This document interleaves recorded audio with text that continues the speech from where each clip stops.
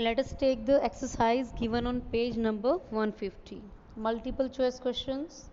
Question number 1. When we move an object away from the source of light, the shadow of the object. So, what changes do we observe when we move an object away from the source of light? We know that an object is in the center. One side we have source of light, and in the opposite side, or we can say behind the object, we have the shadow.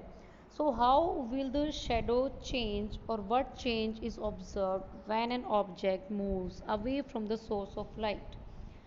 So when an object moves away from the source of light, it means the object is moving towards the screen, and as the object it will move towards the screen. The more it moves towards the screen, the shadow will become smaller and smaller. As we know that when an object it moves towards source of light, then the shadow will be larger, but when it moves towards the screen or away from the source of light, then the shadow will be smaller.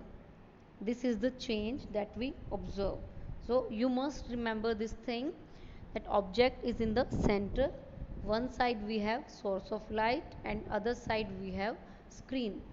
As the object moves away from the source of light, then the shadow it will be smaller, and when it will move towards the source of light, the shadow will be larger in size. Next question. When the green light falls on a blue object, the color of shadow is. So he is saying that when green colored light will fall on blue colored object, then what will be the color of the shadow? We have discussed the characteristics of a shadow, that shadow, irrespective of the color of object or color of light, the shadow will always be dark colored or black colored. The shadow can never be colorful. So whatever the color of object may be, whatever the color of light may be, it doesn't matter, the shadow will always be dark colored or black colored. So the answer will be black. Next question the same. The shadow of an object is always black. The answer is black. Which of the following shows the details of the object? When we discuss the characteristics of shadow, and when we discuss the differences between a shadow and an image, we discuss the shadow, it provides only the outline of the shape of an object. It doesn't give any details about the object, so we cannot rely on a shadow that this is this object. We can't be 100% sure in every case, because we may have different objects which we may give same shadow, so it can mislead us sometime.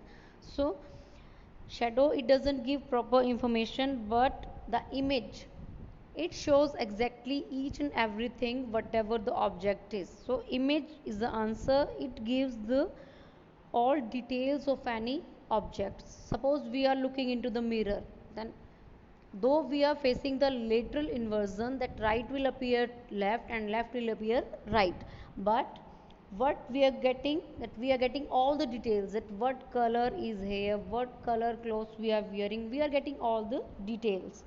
So an image, it shows all the details of an object, but a shadow, it doesn't give all the details. It only gives an outline of the shape, that what is the shape of any object. It is always dark colored outline shape of the object. Next is pinhole camera is based on.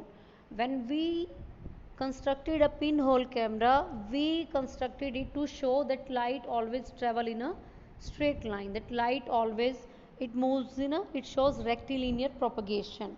So pinhole camera, it is solely based on this only, that only on this principle, that light travels in a straight line. When we make a hole in that pinhole camera and we observe the object, the image we get is inverted and diminished up to some extent, and it shows lateral inversion, and it proves that light always travel in a straight line, as it shows the phenomena of lateral inversion also. So pinhole camera is completely based on the principle that rectilinear propagation of light, that light always travels in a straight line. It never moves in any zigzag or any other manner. Only in a straight line light always travels. So we call it rectilinear, the straight. Rectilinear means straight. The motion when we move straight, that is called rectilinear. So light always travel in a straight line, and we call it rectilinear propagation of